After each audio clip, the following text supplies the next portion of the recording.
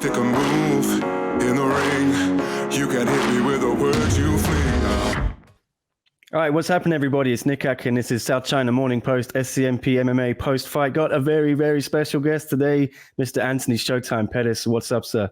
How you doing, man? Yeah, I'm very good. I'm honored to be talking to you because, wow, big news, man. You just signed with the PFL multi-year deal like a day after saying you were leaving the UFC. That happened quick. Just talk me through the timeline. Yeah, man. Honestly, I knew what I was looking for. My goals right now at this stage of my career was to become a champion. And, the UFC, I've never fought out my contract ever. I've always signed with 3 fights left, 2 fights left. They did offer me a contract, and, I made up my mind. We talked to the managers. I'm like, you know what? Let's see what's out there. I feel like if I'm ever going to make a move, it's kind of the right time now. I'm still young in this game. I'm back motivated, back hungry to become a champion.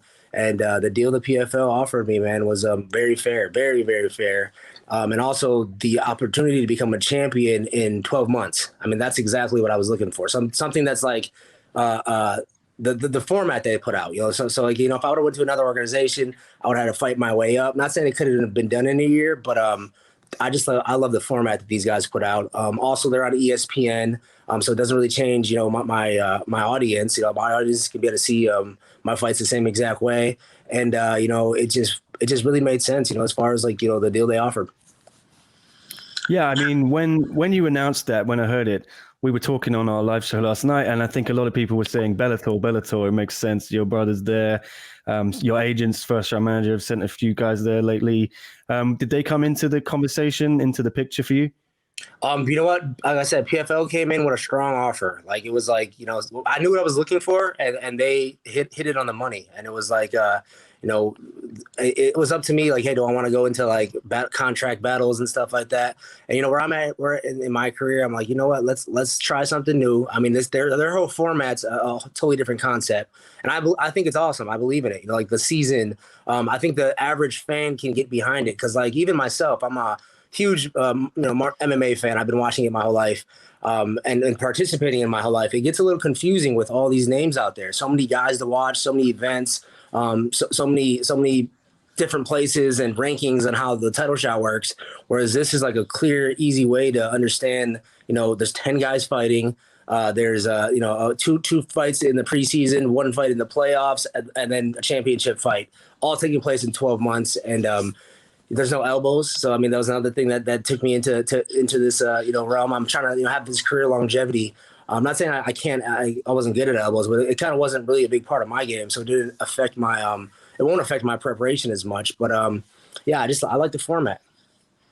And obviously, if you had gone to somewhere maybe outside of the US, like ONE Championship, there might have been a ring there. You couldn't do your Showtime kick off the side of the cage, could you? Yeah, honestly, ONE was in the picture. Bellator was in the picture. I announced my free agency.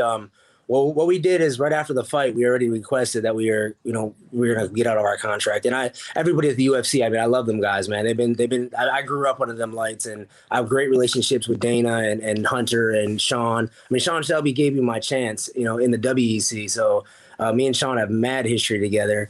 So it wasn't it wasn't nothing but business. It was hey, I'm 33 years old. I've been a champion in the WEC, the UFC. I made my run back at it. I fought for a 145-pound title over there.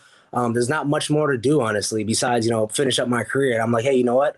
After watching, and not even trying to, make this sound bad, but Anderson Silva, one of my idols, to see how he ended, in the UFC, I'm like, you know what? I think it's time for me to make a change and get that fire ignited again and find some new goals and find some new competition. And, it was just perfect timing with my contract ending. Yeah, because you're kind of going out on top in a way. Back-to-back wins set you up really nicely. And I think there was a cool stat that's the first time you've been on a winning streak since the title, right? So, man, how cool is that to just come out with your head held high? And was that important for you?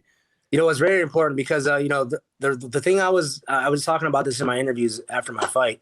I was so focused on becoming a champion again that I was taking fights with anybody and everybody. I fought Wonder Boy, at 170 pounds for my debut in that division. So, that tells you where my mindset was at. I was like, yo, if I'm going to fight, I'm going to do it big every time.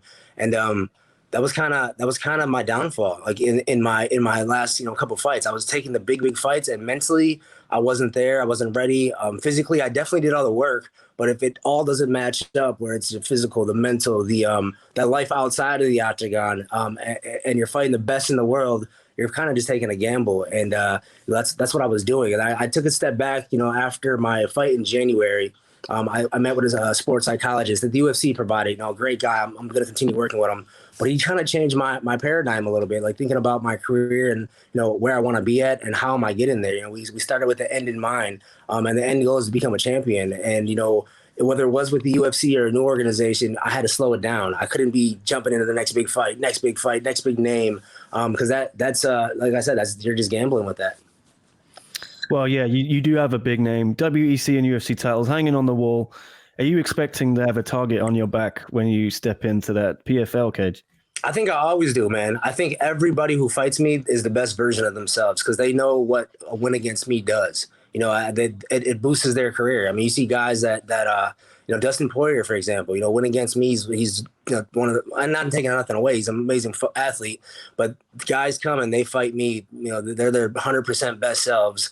And where I was at, recently, I was like in and out. I was like, I was physically preparing for the fights. Mentally, I was not in the training rooms. And I didn't even I couldn't recognize that on my own until I started speaking to that sports psychologist and understanding, like, man, when your mind isn't in control and your body just goes on autopilot. I've been doing this so long, like my body was just going through the motions, but I wasn't mentally in the motions, if that makes sense. I wasn't in the training room. I was like, as I start the practice with Duke, we'll do a combo, and all of a sudden, boom, my thoughts were, in the future, in the past. You're like, just not in that training room. And then when I was aware of that, I'm like, man, like if you're only practicing, 3 hours a day, and 20 of the minutes, your mind's in the future, in the past, you only got a 40-minute practice. And, I started understanding that stuff and took that into play. And this last training camp, man, I had so much growth.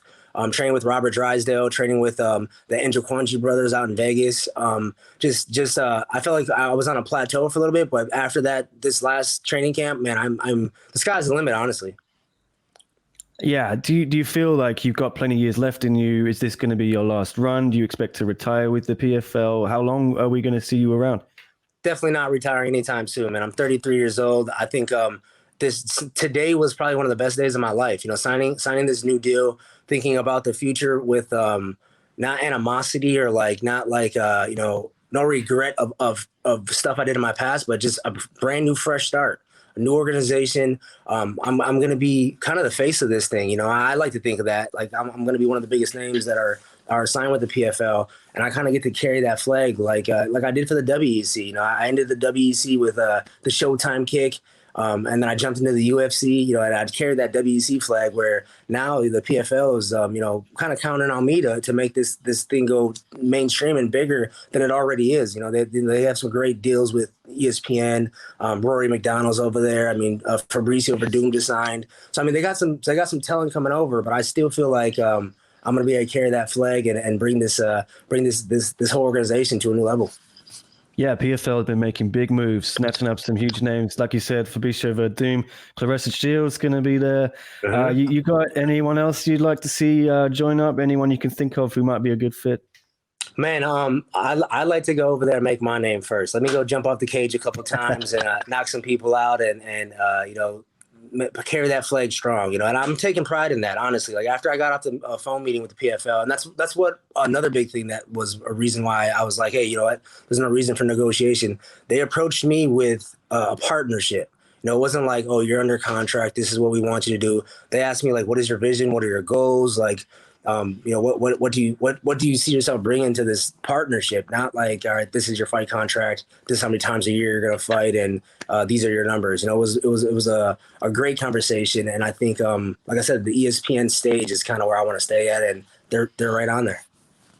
Yeah, no, just lastly for me, I don't want to keep you too long. Just a fun one. You mentioned training with Duke Rufus. Ben Askren, looks like he's going to be boxing Jake Paul.